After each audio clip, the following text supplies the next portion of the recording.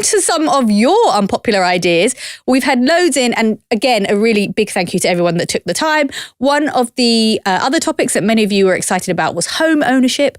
Jez wrote in to say we should implement Wales's second home council tax rules and take those nationwide, make it an escalator for third homes, fourth homes, etc. It's a very interesting suggestion, so let's explain it. In Wales, from April 2017, councils were able to charge up to an extra 100% of the standard rate of council tax on long-term empty dwellings. England and Scotland have since followed suit, but from 2023, the premium in Wales increased to up to 300%. The Welsh Government says the policies are designed to bring long-term empty properties back into use and increase the supply of housing. There are some exceptions, naturally, like when a house is for sale or marketed for let and holiday lets like Airbnbs. Those are all exempt from the rules if they classify as a business. So I guess the question is, has any of this been effective?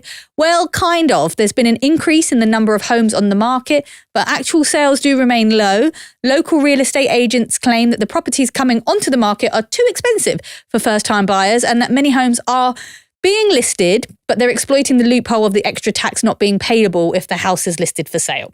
So there are people who are basically trying to cheat the system by putting their houses on sale for prices they know no one will pay for them to get out of this. Yes. I think this is a really great policy. I remember when this got introduced in Wales, and it was to solve this problem of basically from what I was told by Welsh people that I know, basically to solve the problem of English people buying second homes in the beautiful Welsh countryside and then leaving them unoccupied for large proportions of the year. And I think it is a really, really interesting thing to look at. You know, it feels like very, very sensible policy.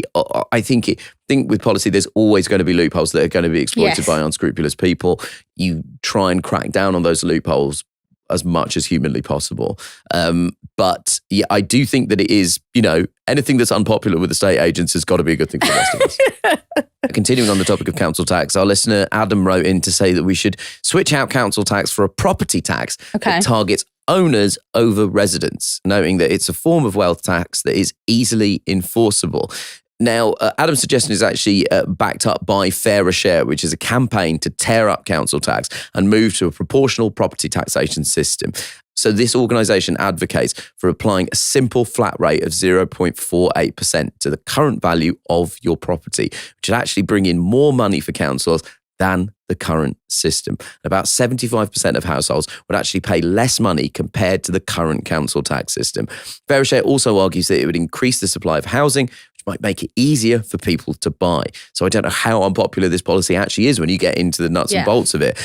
When he was a guest on this show, we spoke about this with the Institute for Fiscal Studies, Paul Johnson. It's an idea that makes a lot of sense, and it's an idea that I'm certain would obviously be unpopular with landlords. But as Paul noted, these things always have pressure on both sides. For instance, landlords argue if they were the ones to be paying the tax, it might disincentivize them from investing in property, leading to a lower supply in the rental market. But if you're generating more revenue, maybe councils could build more council homes, which would again help with a situation that we've got in this country, a crisis in housing and the lack of affordable housing. I think, again, anything that targets the people with the broadest shoulders and can bring in more money for the government that can be reinvested in affordable housing has got to be a good thing. It's absolutely fascinating. There's a lot of countries around the world that pay a property tax instead of a council tax. And it's something that several economists now are starting to argue that we should be factoring in. And at the very least, we need to be thinking about a reform of our council tax system. Despite that, though, it doesn't seem to be something that the Labour Party are interested in. So in the run-up to the election, Labour said it's not looking to change up council tax banding.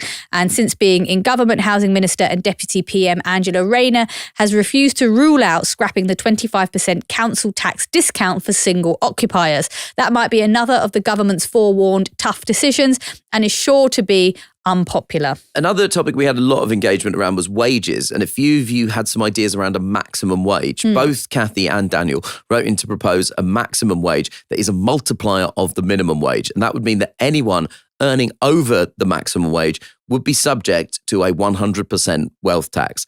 Now, this is again very interesting, and we turn to the history books looking to, of all places, the United States of America. Wow. That bastion of wealth distribution and this for us. borderline communist economics. In 1942, the Second World War pushed the American government to introduce some incredibly high taxes.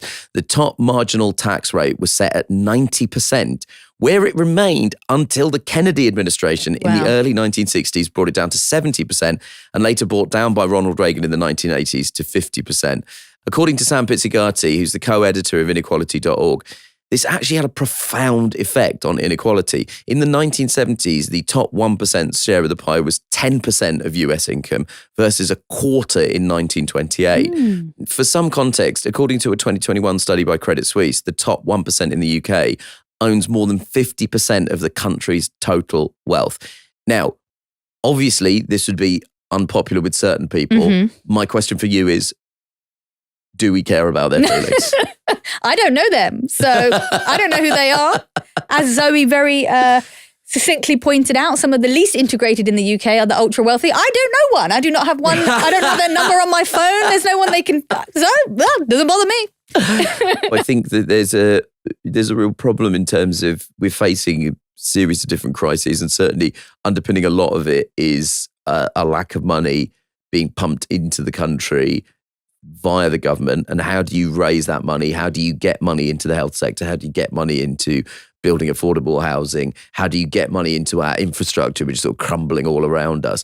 Like, why are we not considering radical solutions? Yeah, why are we? sure. Why, when we consider tough choices, do we only think about cutting pensioners? They always say the winter same fuel thing, isn't it? allowances? Because they always say, oh, if we do that, then the 1% will leave. And we're just all really sad about that, I guess. I don't know. Where are they going to go? Monaco, lame. I don't want to go there anyway.